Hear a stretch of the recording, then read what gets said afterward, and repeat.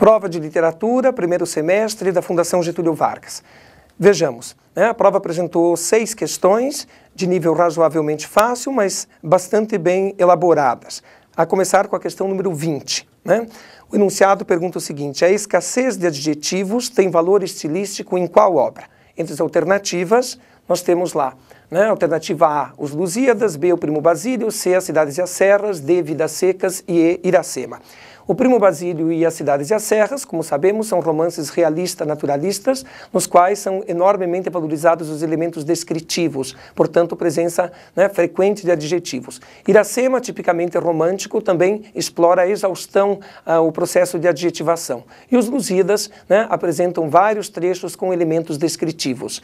A obra, portanto, que apresenta uma economia estilística do ponto de vista do emprego dos adjetivos, é o Vidas Secas. A alternativa correta, a alternativa D. O estilo despojado, descarnado, como a gente diz, do Graciliano Ramos. Depois, a questão número 24. O enunciado afirma: o projeto e coletivamente assumido de se constituir uma literatura de cunho especificamente nacional, isto é, voltada para temas, formas e motivações locais, surge primeiramente no Brasil durante o... As alternativas elencavam barroco, arcadismo, realismo, romantismo e modernismo. A alternativa correta, a alternativa D. Ora, é no contexto do romantismo, por volta da década de 1830, o Brasil é um país recém-independente que se desenvolve o projeto de uma literatura nacional. A ideia é criar uma literatura que nos expresse enquanto povo, que nos dê uma independência cultural, intelectual, que seria um modo de reforçar a independência política recém-conquistada. Daí os temas de forte tonalidade de cor local, como diz aqui no enunciado, de motivações locais. O índio, a natureza, a fauna, a flora, costumes, a valorização de uma língua brasileira. Então, portanto, a alternativa correta, letra D. Depois, a questão de número 25, era um fragmento do início do capítulo de abertura, óbito do autor do romance Memórias Póstumas de Brás Cubas, do Machado de Assis. Então, pedia para identificar o que caracterizava o narrador, que é o próprio Brás Cubas, o defunto autor, aí no fragmento. Ora, o fragmento fala das hesitações do Brás Cubas sobre o procedimento de início da escritura do romance. Ele constata que a maioria dos autores começam pelo início, ele diz que para tornar o texto dele mais galante, mais elegante, ele vai começar pelo final, narrando a morte.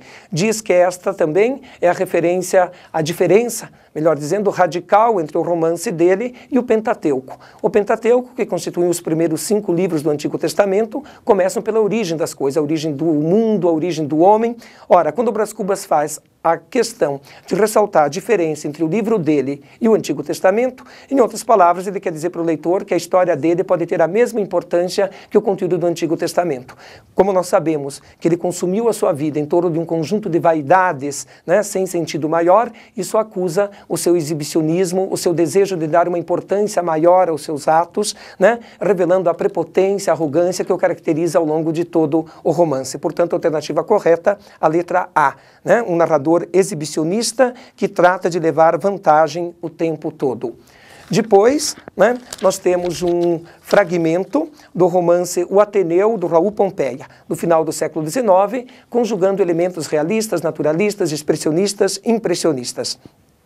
Primeiro, a questão número 27. O enunciado afirma: a visão da história do Brasil como inerte e repetitiva, marcante no excerto, deve grande parte de sua força literária ao fato de o texto empregar em sua construção. A resposta correta é a alternativa C, metáforas que se desdobram constituindo alegorias. Vejamos o texto. As metáforas aparecem logo na primeira linha do primeiro parágrafo, na forma da referência a um charco, e depois na segunda linha, no finalzinho do segundo parágrafo, na referência a um pântano. Essas são metáforas maiores, que constituem alegorias na medida em que elas se desdobram, nas referências de germens, coágulos de putrefação, hálito, desânimo vertiginoso, desânimo vegetativo.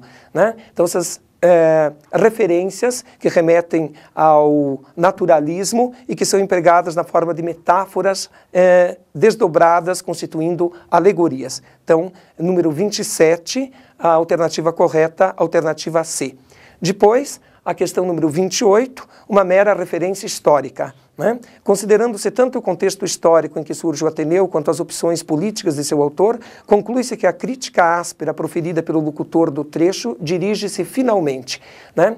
O texto faz, na forma metafórica, uma acusação, né, à figura mais importante do Brasil do final do século XIX, do Brasil Império, do Segundo Império, que é, obviamente, a figura do imperador Dom Pedro II. Portanto, alternativa C. Na sequência, a questão número 29.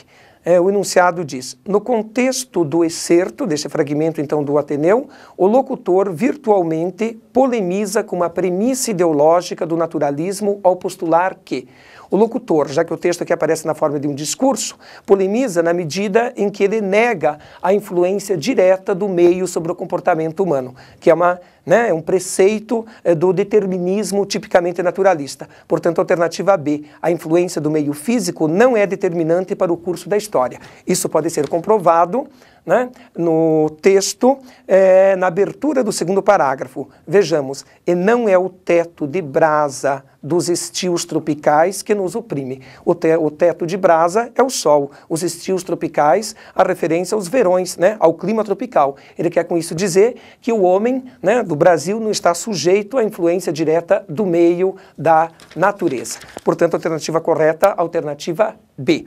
Depois, finalmente, a questão número 30. Uma questão, na verdade, mais de interpretação de texto. É um poema do Carlos Drummond de Andrade, né, poeta modernista, chamado Tristeza do Império. Os conselheiros angustiados ante o colo ebúrneo, né, marmóreo, branco das donzelas opulentas, que ao piano abemolavam, busca a campina serena para livre suspirar.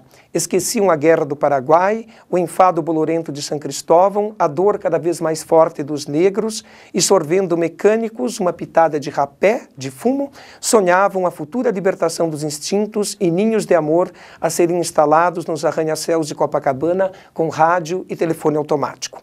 Considere as seguintes afirmações sobre o poema de Drummond. A primeira: as referências temporais e espaciais do texto permitem situar a segunda metade do século XIX, a cena nele figurada. Ora, o texto fala de conselheiros, um cargo importante no Brasil imperial do final do século XIX, fala da Guerra do Paraguai, fala da dor cada vez mais forte dos negros. A Guerra do Paraguai, que se dá na década de 1870, né, a dor mais forte dos negros, uma referência à escravidão. E no final fala de arranha-céus de Copacabana, rádio e telefone automático, remetendo, obviamente, a uma realidade urbana do século XX. Portanto, referências que permitem situar o texto na segunda metade do século XIX, embora dialogue com, né, a realidade do Brasil do século XX. Né? Então, correta a afirmação 1. A segunda diz: no texto, o contraste entre a linguagem de gosto antigo e a dicção moderna, ao invés de marcar uma ruptura histórica, realça a continuidade do comportamento das elites. Né? Nós temos como referência de uma dicção mais antiga os termos colo, ebúrneo, donzelas, opulentas, bolorento, né, rapé, e isso estabelece um contraste com arranha-céus, rádio, telefone automático, revelando, né, uma continuidade, né, do comportamento, né, das elites brasileiras. Então, correta também a afirmação número 2. E, finalmente, a terceira. O poeta trata com ironia cortante a aura de liberdade que costuma acompanhar as referências à liberação sexual ocorrida no século XX. Essa ironia está, né, nos dois versos finais. Sonhavam a futura libertação dos instintos e ninhos de amor a serem instalados nos arranha-céus de Copacabana com rádio e telefone automático. Ora, os termos ninhos de amor, a expressão ninhos de amor, que remete a um ambiente, né, cálido, aconchegante, afetuoso, contrasta com arranha-céus, rádio, telefone automático, vinculando o amor ao bem-estar material, né, remetendo a um modo de vida pequeno burguês. Então, também correta a afirmação número 3. As 3 corretas, alternativa correta da questão 30, alternativa E, né, 1, 2 e 3. As questões bem formuladas, a distribuição dos assuntos como é gosto da GV, romantismo, realismo, naturalismo, modernismo, 3 dos assuntos mais importantes do programa de literatura que costumam ter uma incidência bastante frequente nas questões da prova. Acredito que você tenha se saído bem, né? E é isso aí.